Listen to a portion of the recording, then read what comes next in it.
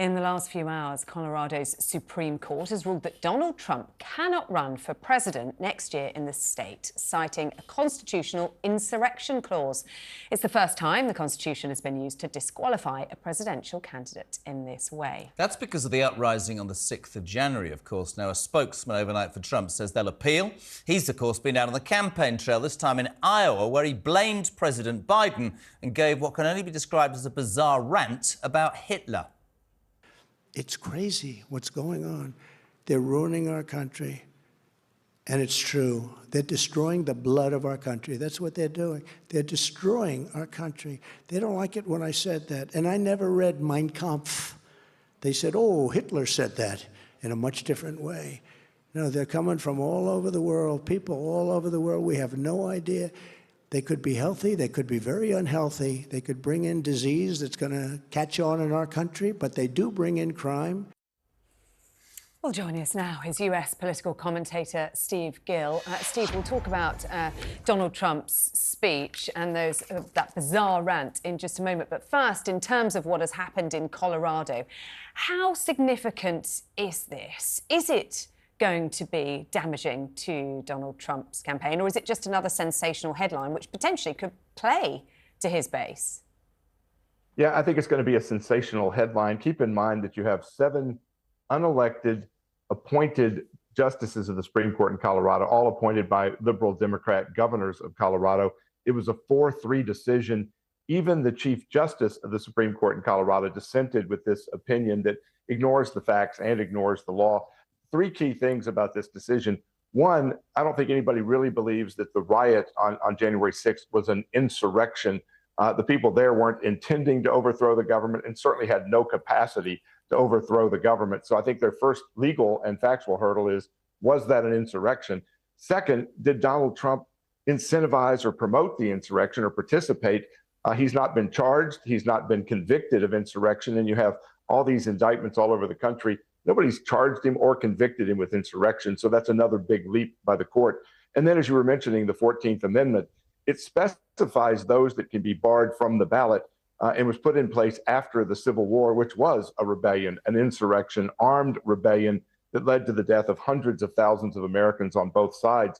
Again, that didn't happen on January 6th.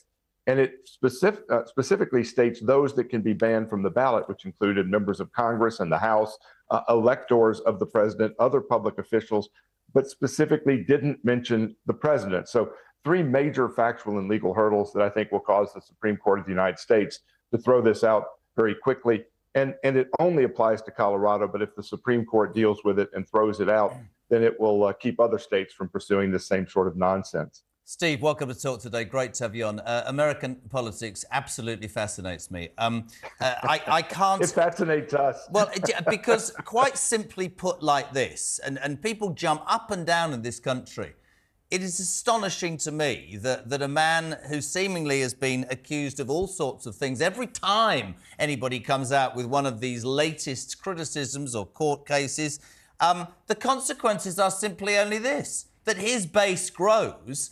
We know from polls that Donald J. Trump, love him or hate him, is leading a man, you can have your opinion, a man who barely knows his name. And I'm not being disrespectful because I spent a long time not laughing, but being a little bit lighthearted. Now I'm actually quite angry with the people that put him there, because Joe Biden is 2 years away from an election and I think has done his bit for society. That's just a personal opinion. But Donald Trump just knocks this off and carries on. I mean, there was that speech last night. People are saying it's bizarre. I think he'll do anything. But actually, he seemingly from this side of the pond, my friend, has to do nothing. The more he gets accused, the more his poll ratings go up.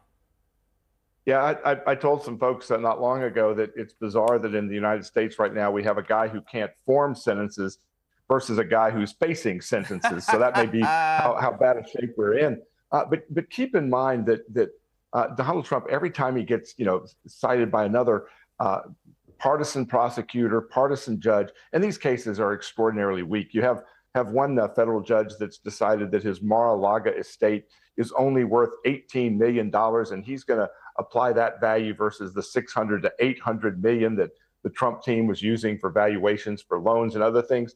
You and I could get together a team today and go close on Mar-a-Lago tomorrow for $18 million and become wealthy beyond our wildest dreams by flipping it next week. So these cases are ridiculous, and I think most Americans are seeing through them. But my concern, as I've told people, is that every time you see another indictment, another accusation of crime, his poll numbers go up. I'm worried that American politicians may go out and start knocking off banks and liquor stores to try and help their political prospects. And what, Steve, about the kind of rhetoric being used by Donald Trump last night? Yeah. They let, I think, the real number is 15, 16 million people into our country. They're poisoning the blood of our country.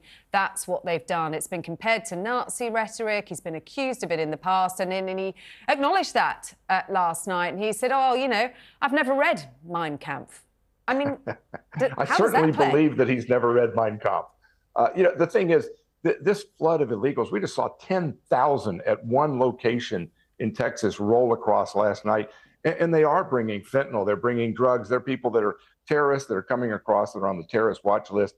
I think the rhetoric he uses has been out of step in terms of poisoning our culture or poisoning our blood. But I think it's hitting a nerve with the American people that even in places like Chicago and New York City that are dark blue Democrat cities, you're seeing pushback because some of these illegals are being pushed into those communities while Texas and Arizona and other border areas have been dealing with it for a long time. Now that it's hitting into Democrat areas, they're really starting to get all upset about the flood of these illegals, and the Biden administration is doing absolutely nothing Steve, about it. Now, I will say... I could talk to you all day. Just one final question. Let's look quickly at the other side of the coin, and I'm with Sarah completely. Biden's son, indictments the other day about his financial dealings and whether his father was involved. The whole thing's very sordid. But there is one thing about Trump. Many Americans will tell you, Sarah, that economically, when Trump was in power, forget the rhetoric and sacking everybody 5 minutes and eating all the burgers and being ridiculous, right? Economically, America, middle America, and I've lived there, was far better off. Can he do it? Do you think he genuinely from where he was on January the 6th, 3 years ago, 4 years ago, can he come back and be the next president of the United States of America? I think he absolutely can. First of all, because people are not necessarily voting for him because they love his personality or love him. They love the policies that had gas cheaper, food prices cheaper, our border shut down, energy was flowing rather than being cut off by the Biden administration. It's the policies they love of Trump, and they're willing to tolerate some of the other stuff. With Joe Biden, you get bad policies and a guy who is weak and infirm and incapable of leading. So I think it's almost like the old seesaw on the playground. Every time you see Biden, he goes down and Trump seems to elevate on the other side because Biden's poll numbers are now so bad, which is why the Democrats are throwing in desperation everything they can at him.